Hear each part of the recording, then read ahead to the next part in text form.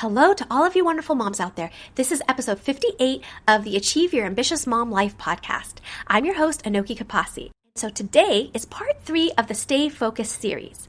It's also the companion episode to last week's part 2 because I am providing you the rest of the 10 focus hacks. Have you ever felt like your brain is constantly jumping between a million tasks, leaving you exhausted by the end of the day with nothing actually completed? Do you find yourself feeling scattered and distracted while trying to juggle all of your responsibilities as a high-achieving mom? Or maybe you're just so tired of that constant flood of ideas but struggle to take action because your focus keeps shifting, right? Last week, I shared 4 focus hacks, and they really revolved around some of the foundational pieces of trying to boost your productivity and energy in your life. And this week, I am going to help you build more focus in your life and retain that attention on whatever it is that you need to focus on through resets, physical and mental resets. So I have 6 special resets for you, and these are all really simple, accessible, and free strategies for you to try. And they take less than 5 minutes each.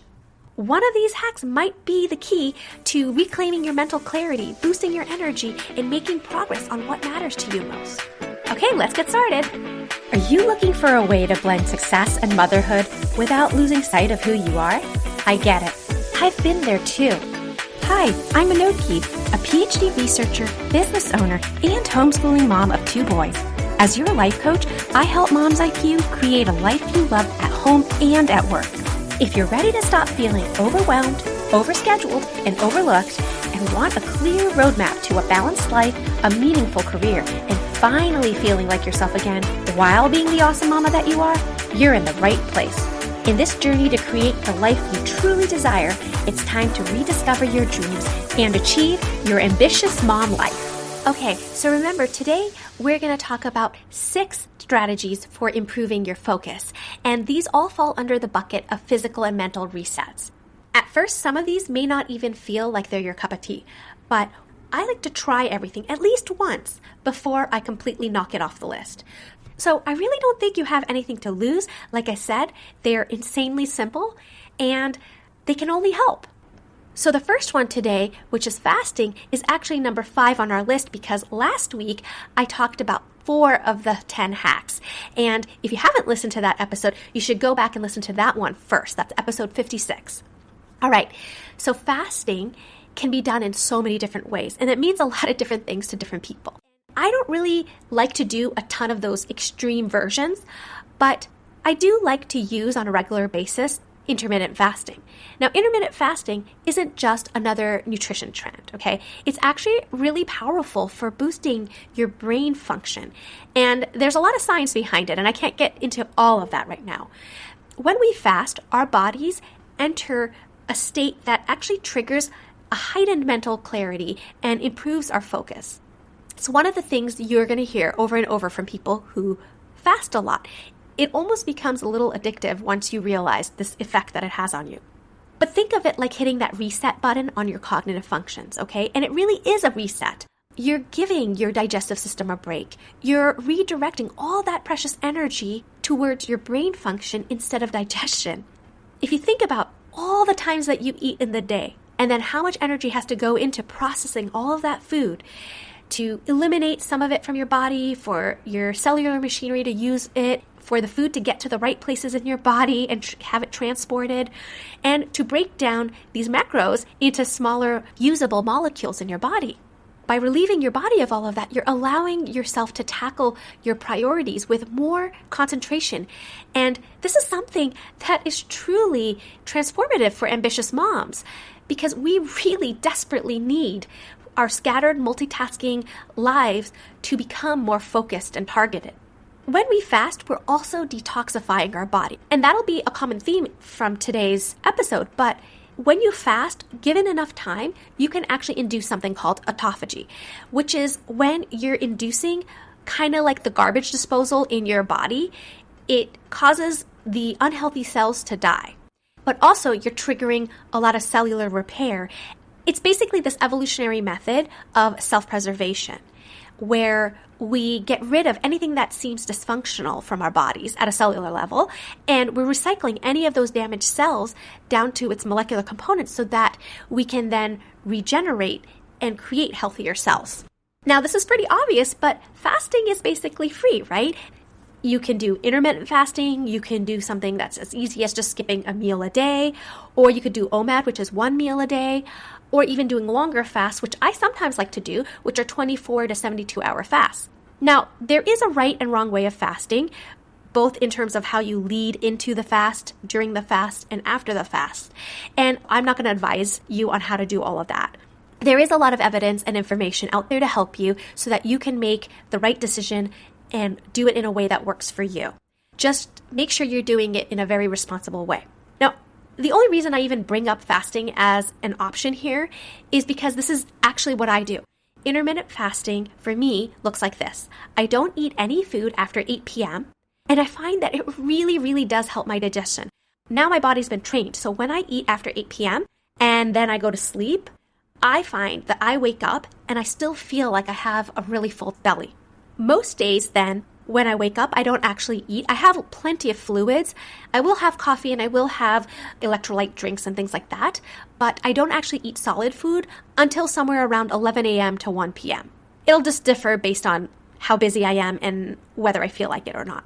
And then occasionally, maybe somewhere around monthly to quarterly, I will look into doing a 24-hour to 72-hour fast. It's not a strict routine I follow, but occasionally I just really feel like a major physical and mental reset, and I will do something more extreme like that. Now that's my choice, and I have a lot of experience doing it, so it's not something that I say you have to do. I'm putting fasting out there as an option. If you haven't tried it, there are very gentle ways of starting off. When you fast, you're not only going to notice an improvement in your mental clarity, but also a more stable level of energy throughout the day. And you're not going to experience those mid-afternoon crashes. So there is a strategic way to time your nutrition and optimize your brain's performance so that you can rely on it when you need it the most. And there's this whole field. It's a crazy world, all these biohackers out there. And I'm sure they can talk about it in a much more informed way that I can. As high-achieving moms, we really do want to be able to harness every tool that's available to help us show up as our best selves. For me, fasting has been one of those tools. After a period of fasting, I find that I'm less likely to choose sugary foods. Everything tastes much more flavorful. I can think more clearly. I feel less bloated and less inflamed. I didn't even know I was inflamed often until I start fasting. And after that, I realized that something feels different, and what I'm feeling is this experience of lower inflammation. Overall, my body just feels so much more balanced. So, if you haven't tried this, maybe just start with an 8-hour fast or something really simple. And if this isn't for you, that's totally fine. So the second strategy today is to practice mindfulness and meditation. These are really great practices for ambitious moms like you. And they're a really nice go-to focus tool that'll help you create immediate results with minimal time investment. I'm talking about 2 minutes daily if you really want. When you integrate regular meditation into your routine, like I said, starting with just 2 minutes even, you are starting to train your brain to calm all that mental chatter and really improve your attention.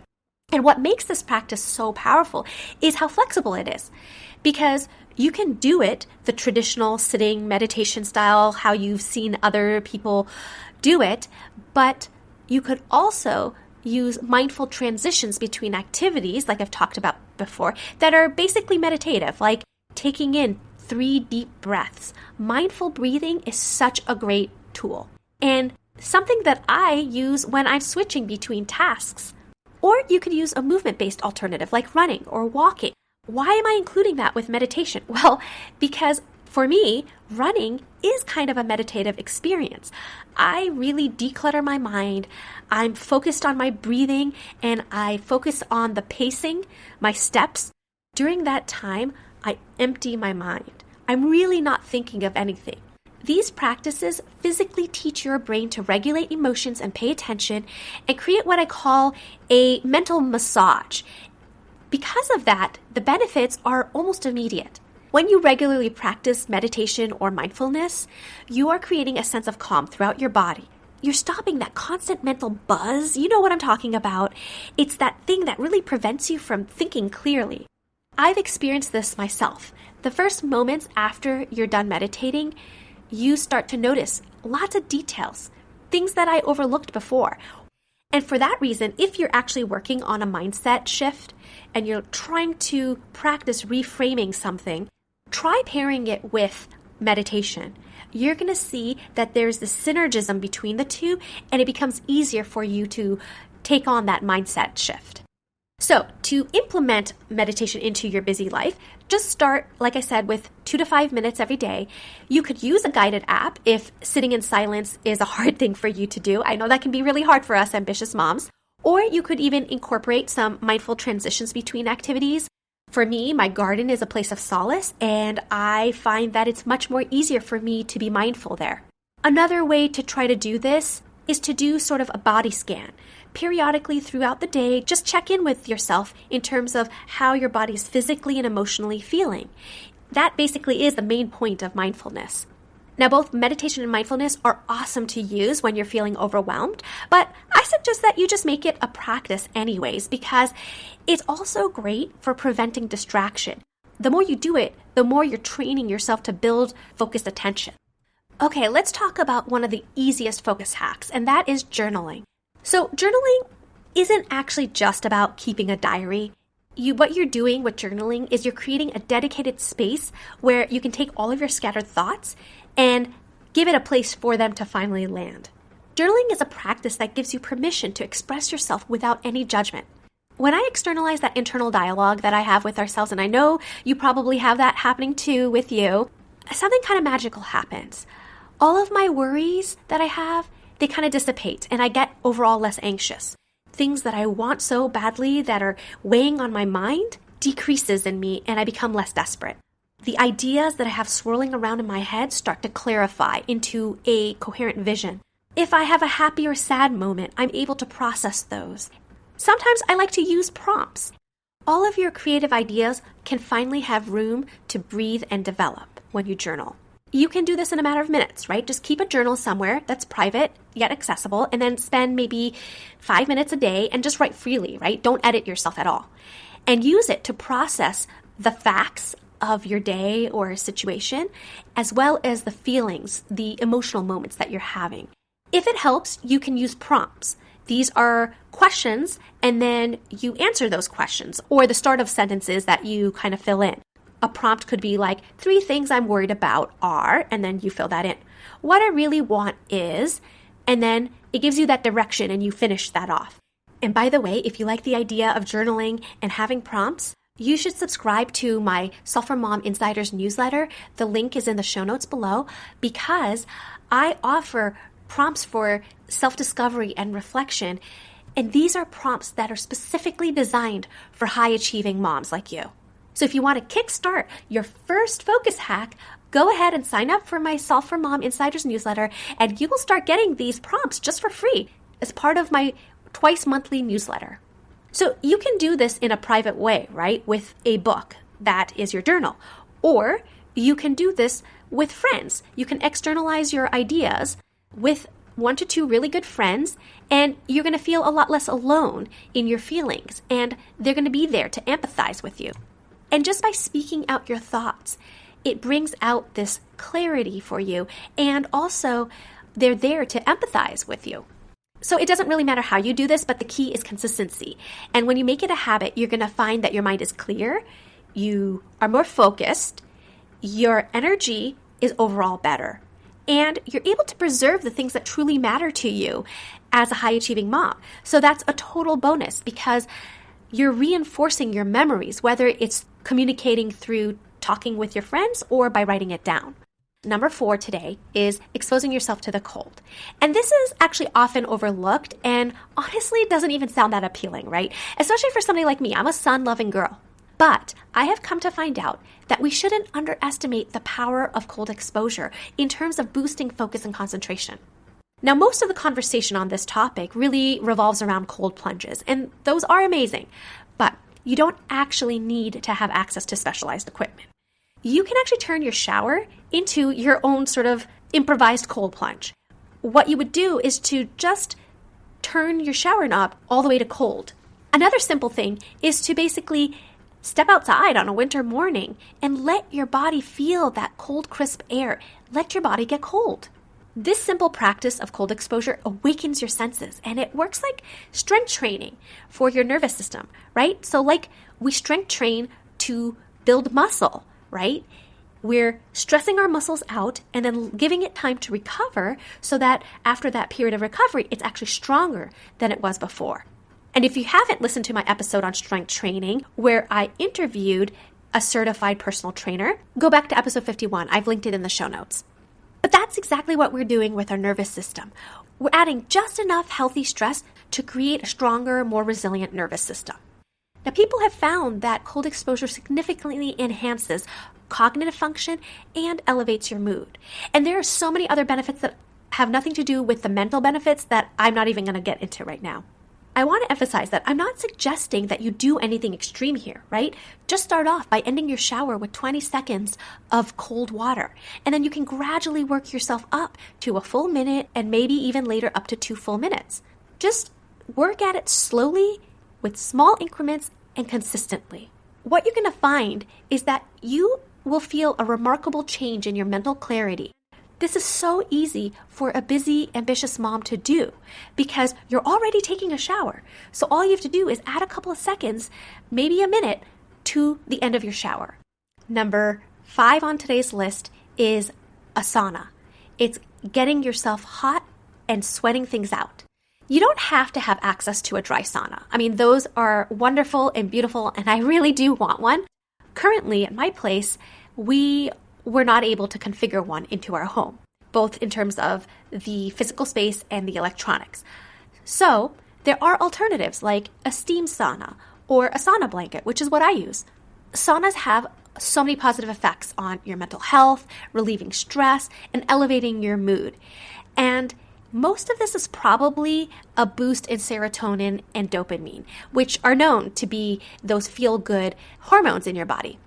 And saunas also reduce the level of cortisol in your body, which is your body's primary stress hormone. Now, I do it because I want to have a regular practice of sweating and detoxing my body, especially in the winter months. You might actually know that the body has many different pathways for detoxifying. Lots of different organs are involved in that. For example, your liver, your lungs, your kidney, your digestive tract, the lymphatic system, and also your skin. Sauna-induced sweating stimulates your lymphatic system. It causes your lymph to flow better, and it supports the removal of toxins, pathogens, and all of those metabolic byproducts, all the excesses, even excess fluid, carbon dioxide, and other impurities from your body. That's why sweating is so important. And when it comes to your hormones and the detox process, I think it's all kind of related, really. And so for me, I'm not really sure which or if all of those parts are things that I'm experiencing. I don't think it really matters to me because what happens is that I have some of the best sleep afterwards. My body overall feels balanced. And when I wake up, I feel a mental clarity that really helps me address everything that's in front of me for the day. And the last thing I want to encourage you to do is to spend regular time out in nature because it really helps to restore your attention, and bonus, you might actually gain a fresh perspective on any challenges that you're experiencing. Nature exposure isn't just refreshing. There is science behind this, that it can reduce your stress, it improves your mood, and it restores your attention whenever you're feeling scattered. You have a heightened sensory experience just by being outdoors. And you also are giving your eyes a much needed break from screens. The fresh air in and of itself can do that to you.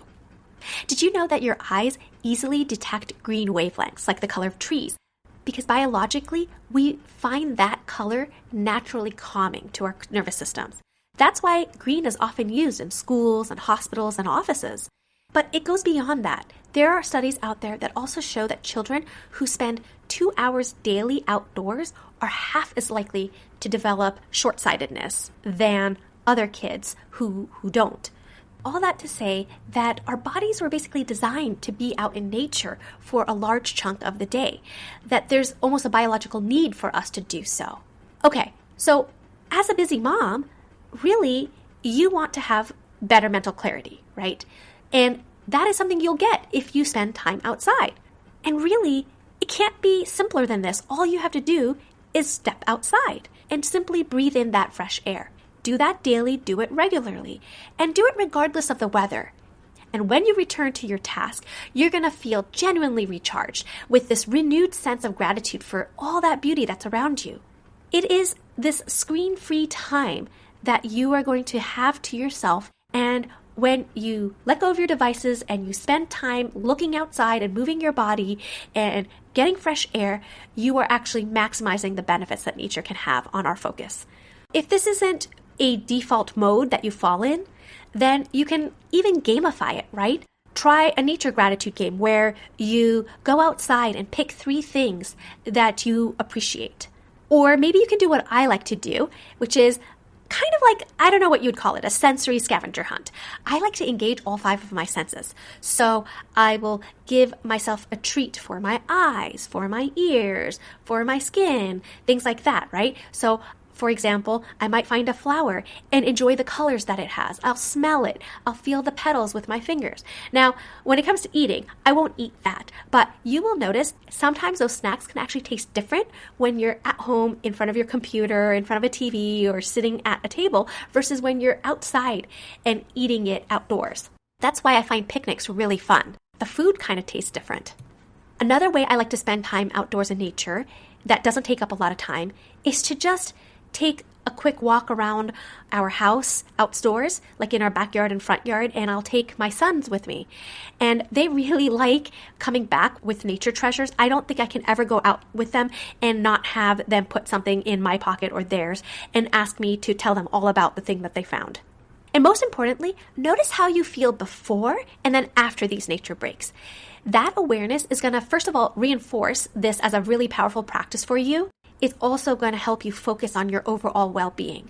Okay, so if you include last week's part 2 and this week's part 3 episodes, then we have all 10 focus hacks. And so I'm going to recap all 10 of those for you today. So last week we talked about prioritizing your sleep, moving your body, and eating clean foods. And those are really the foundational points for focus, that those 3 things really have to be in place to help you make a significant difference in your level of focus. That's why I have them first on the list. I also stuck in creating a time management system last week. That is because it is one of the main things we work on as part of my coaching program. If you're interested in that, go ahead and check out the show notes link to getting a free call to see if that is an important step for you to take as well. And then today, we talked about 6 more things. So I'm going to add it to our list so it falls like this. Number 5, fasting. Number 6, mindfulness or meditation. Number 7, journaling. Number 8, cold exposure. Number 9, sweating through a sauna. And number 10, getting out in nature. And the reason I kept those 6 things together is because all of those fall under providing your body a reset, whether that's physically or mentally. That sometimes when there's too many things to look at, it's really hard to figure out what to focus on. Your attention is spread a little too thin. These are all methods that help you reset. When you push the reset button, all of a sudden you're looking at a stage where the spotlight has been turned on and everything else has been blacked out. You have laser sharp focus on what matters the most or the task that's right in front of you. So as usual, don't work on all of them at once because each of these, in and of itself, requires little small changes before you get to mastering that technique. I like to think of them basically as global lifestyle changes for yourself, each of them having their own special role in improving your focus.